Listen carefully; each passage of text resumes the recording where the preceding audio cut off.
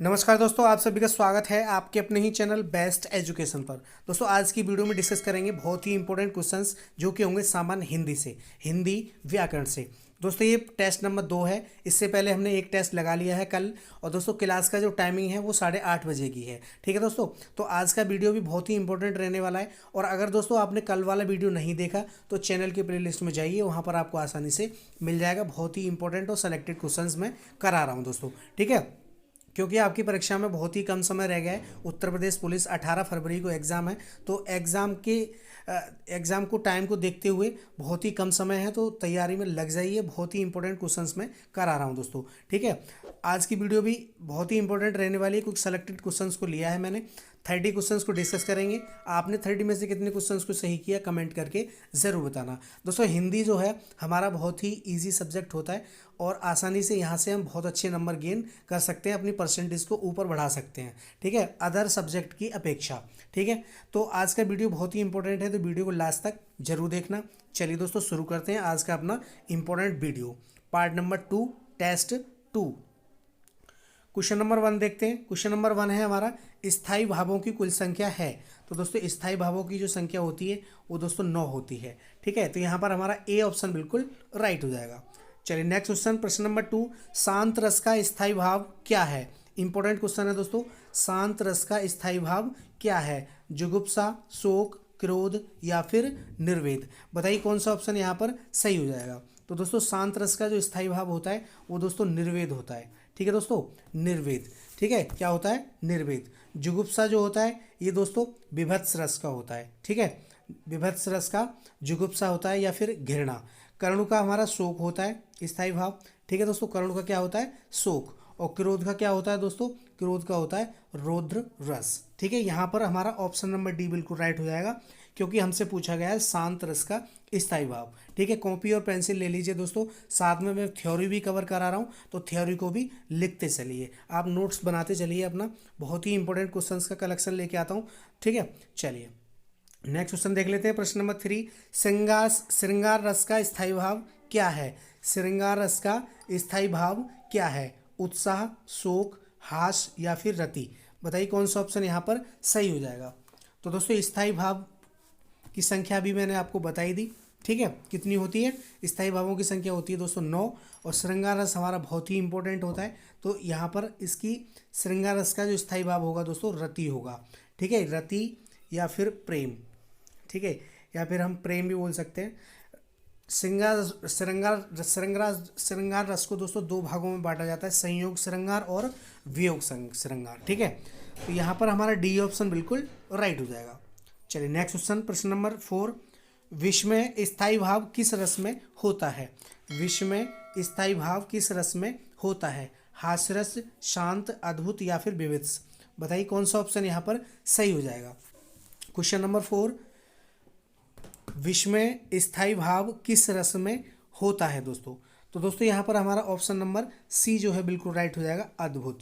ठीक है, अद्भुत रस में विश्व में स्थायी भाव होता है दोस्तों, तो यहाँ पर सी ऑप्शन आपका बिल्कुल राइट हो जाएगा।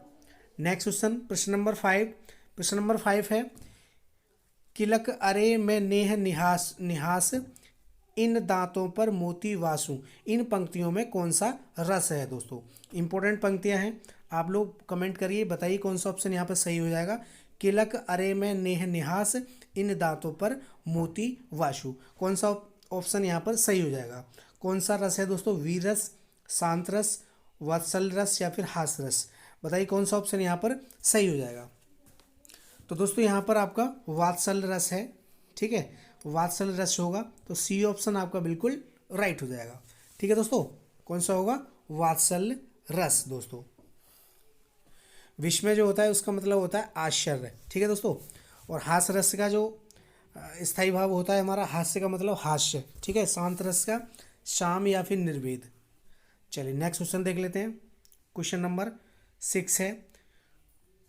क्वेश्चन नंबर 6 है हमारा, अति मलिन वृषभानु कुमारी, अति मलिन वृषभानु कुमारी, अधोमुख रहती उरद नहीं, चितवती ज्यों गत हारे थकित जुआरी, झूठ नेहरू वदन कुमिलाने, ज्यों नलिनी हिमकर की मारी। इन पंक्तियों में दोस्तों कौन सा रस है? रस पूछा गया है, कौन सा रस है? हास्य रस, करुण, या फिर विप्रल श्रृंगार रस, या फिर संयोग रस? बताइए कौन सा ऑप्शन यहाँ पर सही हो जाएगा। विप्रल श्रृंगार रस जो होता है वो दोस्तों वियोग रस ही होता है। तो दोस्तों यहाँ पर हमारा सी ऑप्शन आपका बिल्कुल राइट हो जाएगा, विप्रल श्रृंगार। तो सी ऑप्शन बिल्कुल करेक्ट हो जाएगा। नेक्स्ट क्वेश्चन, प्रश्न नंबर 7, सर्वश्रेष्ठ रस किसे माना जाता है? सर्वश्रेष्ठ रस किसे माना जाता है? तो दोस्तों सर्वश्रेष्ठ रस जो माना जाता है वो श्रृंगार रस को माना जाता है। तो यहाँ पर बी ऑप्शन आपका बिल्कुल राइट हो जाएगा। चलिए नेक्स्ट क्वेश्चन, प्रश्न नंबर 8, कवि बिहारी मुख्यतः किस रस के कवि हैं? इंपॉर्टेंट है दोस्तों, कवि बिहारी जी जो है वो मुख्यतः किस रस के कवि हैं? करुण, भक्ति, श्रृंगार, या फिर वीर रस? बताइए कौन सा ऑप्शन यहाँ पर सही हो जाएगा क्वेश्चन नंबर 8 के लिए। तो दोस्तों कवि बिहारी जो है वो श्रृंगार रस के कवि हैं दोस्तों। तो सी ऑप्शन आपका बिल्कुल राइट हो जाएगा। चलिए दोस्तों नेक्स्ट क्वेश्चन देख लेते हैं, प्रश्न नंबर 9। प्रश्न नंबर 9 है, गौशाला में कौन सा समास है? क्वेश्चन नंबर 9 है हमारा, गौशाला में कौन सा समास है? तत्पुरुष, द्वंद्व, कर्मधार, या फिर द्विगु? बताइए कौन सा ऑप्शन यहाँ पर सही हो जाएगा। गौशाला में कौन सा समास होगा दोस्तों? गौ के लिए शाला, ठीक है, गौ के लिए शाला। तो यहाँ पर दोस्तों हमारा तत्पुरुष समास हो जाएगा। ए ऑप्शन बिल्कुल राइट हो जाएगा। तत्पुरुष समास दोस्तों दूसरा पद प्रधान हो और उसके बीच में कारक चिन्ह हो तो क्या होगा? हमारा तत्पुरुष समास होगा।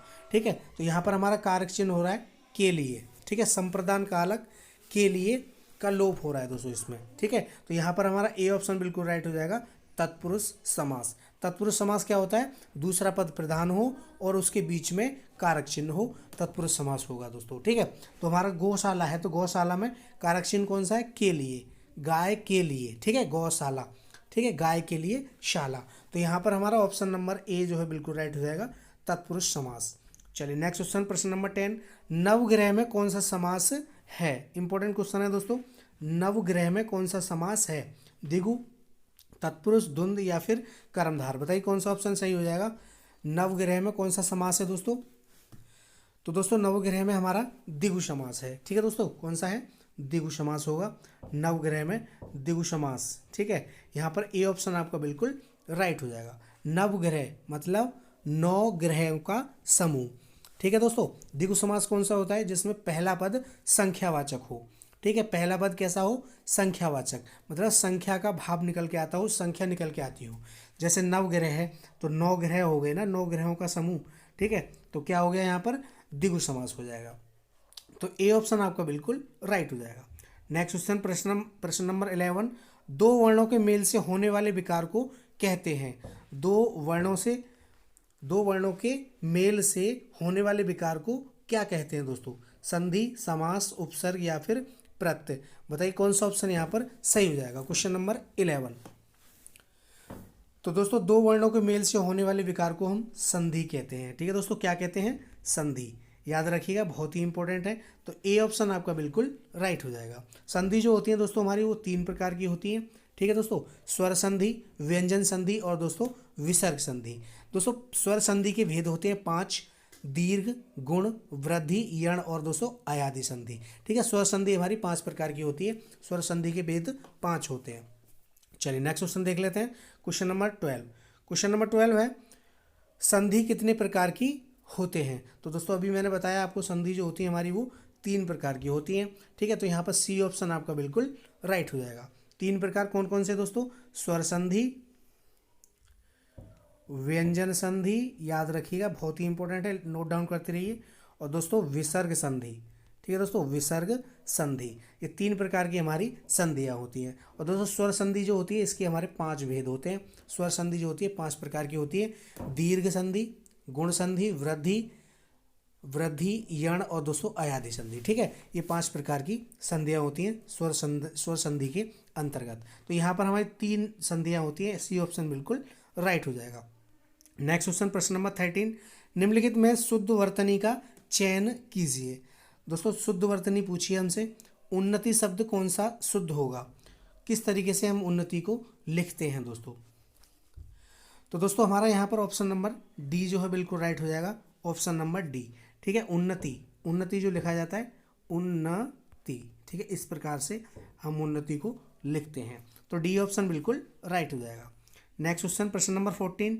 दोस्तों सारे क्वेश्चन बहुत ही सेलेक्टेड हैं आपकी परीक्षा की दृष्टि से, हर चैप्टर से मैंने क्वेश्चंस को डाला है इसमें, तो वीडियो को अंत तक देखिए, वीडियो को अच्छे से वॉच कीजिए और अपनी तैयारी को बेहतर से बेहतर बनाइए। ठीक है, क्वेश्चन नंबर 14 है, भाषा की सबसे छोटी इकाई है। तो दोस्तों भाषा की सबसे छोटी इकाई होती है वर्ण, या फिर हम इसको ध्वनि भी बोलते हैं।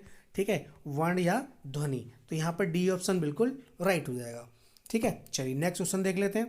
क्वेश्चन नंबर 15, क्वेश्चन नंबर 15 है, अंगूठा चूसना का अर्थ है। अंगूठा चूसना का अर्थ दोस्तों क्या है? इनकार करना, तिरस्कार करना, नासमझी दिखाना या फिर खुशामद करना। तो बताइए कौन सा ऑप्शन यहाँ पर सही हो जाएगा। तो दोस्तों अंगूठा चूसने का अर्थ होता है खुशामद करना। ठीक है, किसी की खुशामद करना। डी ऑप्शन आपका बिल्कुल राइट हो जाएगा। चलिए नेक्स्ट क्वेश्चन, प्रश्न नंबर 16, निर्वाह में प्रयुक्त उपसर्ग है। दोस्तों निर्वाह में प्रयुक्त उपसर्ग है, नि, निर, निह या फिर निरी। बताइए कौन सा ऑप्शन यहाँ पर सही हो जाएगा क्वेश्चन नंबर 16 के लिए।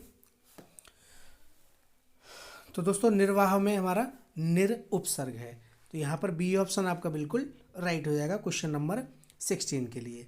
बी ऑप्शन बिल्कुल राइट हो जाएगा, निर्वाह में निर उपसर्ग है दोस्तों। ठीक है, उपसर्ग जो शब्दांश के आगे जुड़ते हैं। ठीक है दोस्तों, शब्दांश के जो आगे जुड़ते हैं उनको हम उपसर्ग कहते हैं। तो निर्वाह में कौन सा उपसर्ग है? प्रयुक्त उपसर्ग है, तो दोस्तों निर है। ठीक है, तो बी ऑप्शन बिल्कुल राइट हो जाएगा। नेक्स्ट क्वेश्चन, प्रश्न नंबर 17। प्रश्न नंबर 17 है, हिंदी में कृत्य प्रत्ययों की संख्या कितनी है? इंपॉर्टेंट है दोस्तों, कृत्य प्रत्यय पूछा है हमसे, कृदंत नहीं कृत्य। ठीक है, तो हिंदी में कृत्य प्रत्ययों की संख्या कितनी है? 28, 30, 40 या फिर 50। बताइए कौन सा ऑप्शन यहाँ पर सही हो जाएगा। तो दोस्तों कृत्य प्रत्ययों की संख्या होती है 28। ठीक है दोस्तों, ए ऑप्शन आपका बिल्कुल राइट हो जाएगा। प्रत्यय कौन से होते हैं दोस्तों? प्रत्यय हमारे शब्दों के अंत में जुड़कर शब्द के अर्थ में परिवर्तन कर देते हैं, उन्हीं को हम प्रत्यय कहते हैं। ठीक है दोस्तों, और प्रत्यय जो होते हैं वो शब्दों के अंत में जुड़ते हैं। ठीक है, तो यहाँ पर 28 प्रत्यय होते हैं। कौन से वाले? कृत्य प्रत्यय। ठीक है, तो यहाँ पर हमारा ए ऑप्शन बिल्कुल राइट हो जाएगा। नेक्स्ट क्वेश्चन, प्रश्न नंबर 18, किस शब्द की रचना प्रत्यय से हुई है?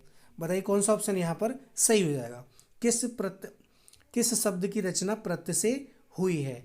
अभियोग, व्यायाम, अपमान या फिर इनमें से कोई नहीं।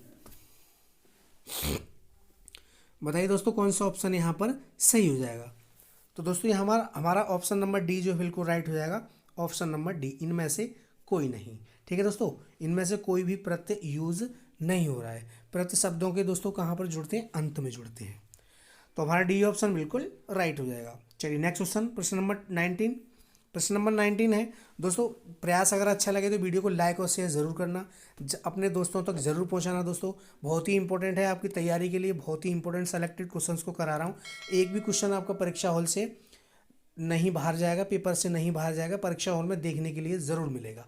ठीक है, बहुत ही इंपॉर्टेंट है और सभी चैप्टर से क्वेश्चन मैं ले रहा हूँ दोस्तों। ठीक है, तो अपनी तैयारी को बेहतर बनाते रहिए और दोस्तों तक पहुँचाते रहिए। ठीक है, ज़्यादा से ज़्यादा दोस्तों में शेयर ज़रूर कीजिए और दोस्तों लाइक कर दीजिए तुरंत। और दोस्तों चैनल पर नए हैं तो चैनल को सब्सक्राइब कर लीजिए, साथ में बेल आइकन प्रेस कर लीजिए, जिससे कि सभी वीडियोज़ का नोटिफिकेशन आपको सबसे पहले मिले। ठीक है दोस्तों, चलिए नेक्स्ट क्वेश्चन, प्रश्न नंबर 19 है हमारा, किस शब्द में उपसर्ग का प्रयोग हुआ है? क्वेश्चन नंबर 19, किस शब्द में उपसर्ग का प्रयोग हुआ है? लाभदायक, उपकार, पढ़ाई या फिर अपनापन। बताइए कौन सा ऑप्शन यहाँ पर सही हो जाएगा। उपसर्ग पूछा है दोस्तों हमसे, उपसर्ग जो शब्दों के आगे जुड़ते हैं।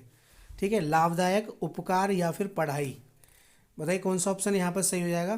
तो दोस्तों यहाँ पर हमारा ऑप्शन नंबर बी जो है बिल्कुल राइट हो जाएगा, उपकार। ठीक है दोस्तों, उपकार। तो यहाँ पर उप जो है हमारा, ये हमारा उपसर्ग है, शब्द के आगे जुड़ा हुआ है, तो यहाँ पर बी ऑप्शन बिल्कुल राइट हो जाएगा।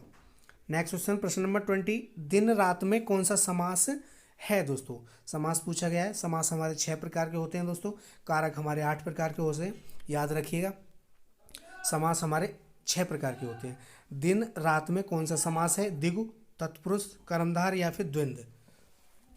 बताइए कौन सा ऑप्शन यहाँ पर सही हो जाएगा। Question number 20। तो दोस्तों हमारा यहाँ पर द्वंद्व समास हो जाएगा। दिन और रात दोनों एक ही दूसरे के अपोजिट हैं, और दोस्तों बीच में ये जो आपका योजक चिन्ह होता है, इससे आप पहचान लीजिए कि यहाँ पर हमारा द्वंद्व समास ही होगा दोस्तों। ठीक है दोस्तों, दोनों विपरीत शब्द होते हैं, एक दूसरे के विलोम होते हैं, दिन और रात, तो कैसा हो जाएगा? द्वंद्व समास हो जाएगा। ठीक है, द्वंद्व समास की परिभाषा, दोनों पद प्रधान होते हैं, दिन रात हो गया, नर नारी हो गया, इस प्रकार से। ठीक है, और दोनों ही पद क्या होते हैं दोस्तों? प्रधान होते हैं। तो हमारा डी ऑप्शन बिल्कुल राइट हो जाएगा। दिन रात में कौन सा समास है? द्वंद्व समास। चलिए नेक्स्ट क्वेश्चन, प्रश्न नंबर 21। प्रतिदिन में कौन सा समास है दोस्तों? प्रतिदिन, प्रतिदिन में कौन सा समास है? द्विगु, अभिभाव, कर्मधार या फिर द्वंद्व समास? बताइए कौन सा ऑप्शन यहाँ पर सही हो जाएगा। Question number 21। तो दोस्तों हमारा क्वेश्चन नंबर 21 का आंसर हो जाएगा बी। ठीक है, अव्ययीभाव। प्रतिदिन में दोस्तों हमारा अव्ययीभाव समास होता है। बी ऑप्शन आपका बिल्कुल राइट हो जाएगा। अव्ययीभाव समास क्या होता है दोस्तों? पहला पद जो होता है हमारा, वो दोस्तों किससे शुरू होता है? जैसे हमारा अनु हो गया, आ हो गया, प्रति हो गया, अव्यय शब्द होते हैं सारे के सारे। भर हो गया, यथा हो गया, ये सभी अव्यय होते हैं।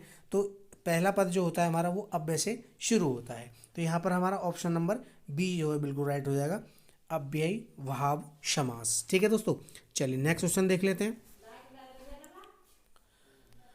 तो दोस्तों प्रतिदिन में कौन सा समास है? प्रतिदिन में दोस्तों अव्ययीभाव समास होगा। बी ऑप्शन बिल्कुल राइट हो जाएगा। नेक्स्ट क्वेश्चन, प्रश्न नंबर 22। स्टेशन किस भाषा का शब्द है? स्टेशन किस भाषा का शब्द है? फ्रेंच, अंग्रेजी, डच या फिर चीनी? बताइए कौन सा ऑप्शन है हमारा यहाँ पर सही हो जाएगा। तो दोस्तों स्टेशन जो है ये हमारा अंग्रेजी भाषा का शब्द है। बी ऑप्शन बिल्कुल राइट हो जाएगा, विदेशी भाषा है दोस्तों। ठीक है, चलिए नेक्स्ट क्वेश्चन देख लेते हैं। Question number 23। वकील किस भाषा का शब्द है? फारसी, अरबी, तुर्की या फिर पुर्तगाली? बताइए कौन सा ऑप्शन यहाँ पर सही हो जाएगा। वकील जो है दोस्तों ये किस प्रकार का शब्द है? तो दोस्तों वकील जो है हमारा ये अरबी भाषा का शब्द है। ठीक है, बी ऑप्शन बिल्कुल राइट हो जाएगा। कौन सी भाषा का दोस्तों? अरबी भाषा का। ठीक है, तो बी ऑप्शन बिल्कुल करेक्ट हो जाएगा। Next question, question number 24। कौन सा शब्द भाववाचक संज्ञा नहीं है? 4 ऑप्शन दिए हैं, मिठाई, लड़ाई, चतुराई या फिर उतराई? बताइए कौन सा ऑप्शन यहाँ पर सही हो जाएगा। कौन सा शब्द भाववाचक संज्ञा नहीं है? तो दोस्तों हमारा यहाँ पर ऑप्शन नंबर ए जो है बिल्कुल राइट हो जाएगा, मिठाई। मिठाई जो है हमारा ये दोस्तों भाववाचक संज्ञा नहीं है। ठीक है, लड़ाई, चतुराई और उतराई ये सभी हमारे भाववाचक संज्ञा के अंतर्गत आते हैं। तो ए ऑप्शन आपका बिल्कुल राइट हो जाएगा। नेक्स्ट क्वेश्चन, प्रश्न नंबर 25। क्वेश्चन नंबर 25 है, वृक्ष से पत्ते गिरते हैं, इस वाक्य में किस कारक का चिन्ह है दोस्तों? वृक्ष से पत्ते गिरते हैं, इस वाक्य में से किस कारक का चिन्ह है? से दोस्तों, ठीक है, से जो है ये किस कारक का चिन्ह है? कर्म, कर्ण, अपादान या फिर अधिकरण? बताइए कौन सा ऑप्शन यहाँ पर सही हो जाएगा। वृक्ष से पत्ते गिरते हैं, वाक्य में से किस कारक का चिन्ह है? तो दोस्तों ये अपादान कारक का चिन्ह है। अपादान का मतलब होता है दोस्तों अलगाव। ठीक है दोस्तों, अलग होना। ठीक है दोस्तों, तो वृक्ष से पत्ते गिरते हैं तो मतलब वृक्ष से पत्ते अलग हो रहे हैं, अलगाव हो रहा है, तो यहाँ पर हमारा अपादान कारक हो जाएगा। ठीक है दोस्तों, कारकों की संख्या 8 होती है, याद रखिएगा। तो ये हमारा सी ऑप्शन बिल्कुल राइट हो जाएगा। चलिए नेक्स्ट क्वेश्चन देख लेते हैं। Question number 26। क्वेश्चन नंबर 26 है, चंद्रमा का पर्यायवाची शब्द है। चंद्रमा का पर्यायवाची पूछा है दोस्तों, दिवाकर, भुजंग, शशि या फिर तुरंग? बताइए कौन सा ऑप्शन यहाँ पर सही हो जाएगा। चंद्रमा का पर्यायवाची शब्द क्या है दोस्तों? तो दोस्तों चंद्रमा का जो पर्यायवाची शब्द है वो दोस्तों शशि है। ठीक है दोस्तों, शशि जो है ये चंद्रमा का पर्यायवाची होता है, तो हमारा सी ऑप्शन बिल्कुल राइट हो जाएगा। चलिए नेक्स्ट क्वेश्चन, प्रश्न नंबर 27। प्रश्न नंबर 27 है, मरकट का पर्यायवाची शब्द है। मरकट का पर्यायवाची शब्द दोस्तों क्या होगा? पानी, बंदर, पुत्र या फिर मित्र? बताइए कौन सा ऑप्शन है हमारा सही हो जाएगा। Question number 27। तो दोस्तों मरकट का जो पर्यायवाची शब्द होगा वो दोस्तों बंदर होगा। ठीक है दोस्तों, बंदर जो होता है ये मरकट जो होता है बंदर का पर्यायवाची है। बी ऑप्शन बिल्कुल राइट हो जाएगा। नेक्स्ट क्वेश्चन प्रश्न नंबर 28, हिंदी वर्णमाला में अयोगवाह वर्ण कौन से हैं दोस्तों? अयोगवाह पूछा है हमसे। तो दोस्तों अयोगवाह की संख्या होती है 2। कौन कौन से होते हैं दोस्तों? कमेंट करिए। तो दोस्तों अयोगवाह जो होते हैं हमारे अंग और आहा होते हैं। अंग और आहा ये 2 होते हैं हमारे अयोगवाह। तो डी ऑप्शन बिल्कुल राइट हो जाएगा। दोस्तों स्वरों की संख्या से ये बाहर कर दिए गए हैं। कुल स्वरों की संख्या पूछे आपसे तो 13 मारना। अगर पूछे कि हिंदी वर्णमाला में स्वर कितने होते हैं तो 11 मारना। ठीक है दोस्तों, कुल पूछे तो 13 मानना। कुल में दोस्तों अंग और आहा को भी इंक्लूड कर दिया जाता है, इनको भी मिला लिया जाता है। वैसे 11 हैं हमारे, क्योंकि अंग और आहा ये अयोगवाह हैं, ये ना तो स्वर है ना ही व्यंजन है, इनको बाहर कर दिया गया है। ठीक है, तो डी ऑप्शन बिल्कुल राइट हो जाएगा। नेक्स्ट क्वेश्चन प्रश्न नंबर 29, सुंदर का भाववाचक संज्ञा रूप है दोस्तों। सुंदर का भाववाचक संज्ञा रूप क्या होगा? सुंदर, सुंदरी, सुंदरता या फिर सुंदरा? बताइए कौन सा ऑप्शन है हमारा सही हो जाएगा। तो दोस्तों भाववाचक संज्ञा पूछा है सुंदर का, तो सुंदर का जो भाववाचक संज्ञा होगा वो दोस्तों सुंदरता होगा। ठीक है दोस्तों, क्या होगा? सुंदरता। ठीक है, याद रखिएगा, इंपॉर्टेंट है। तो हमारा सी ऑप्शन बिल्कुल राइट हो जाएगा। नेक्स्ट क्वेश्चन प्रश्न नंबर 30 और इस वीडियो का दोस्तों लास्ट, पवन का संधि विक्षेप क्या है दोस्तों? पवन का पधन अवन, पाधन वन, पौधन अन या फिर पौधन अन? बताइए कौन सा ऑप्शन हमारा सही हो जाएगा। तो दोस्तों हमारा ऑप्शन नंबर सी जो है बिल्कुल राइट हो जाएगा। पवन का जो संधि विच्छेद होता है वो पौधन अन होता है।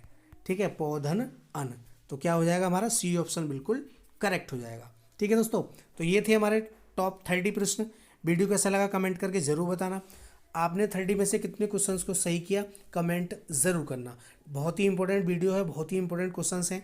आपको कैसा लगा वीडियो कमेंट ज़रूर करना। वीडियो के बारे में फीडबैक ज़रूर देना दोस्तों, और ज़्यादा से ज़्यादा दोस्तों में शेयर भी करना। ठीक है दोस्तों, प्रयास अगर अच्छा लगे तो ज़्यादा से ज़्यादा दोस्तों में शेयर करना। चैनल पे पहली बार है तो चैनल को सब्सक्राइब कर लीजिए, साथ में बेल आइकन प्रेस कर लीजिए, जिससे कि सभी वीडियोज़ का नोटिफिकेशन आपको सबसे पहले मिले। ठीक है दोस्तों, मिलते हैं अगली वीडियो में नए टेस्ट के साथ। तब तक के लिए जय हिंद, जय भारत, धन्यवाद दोस्तों।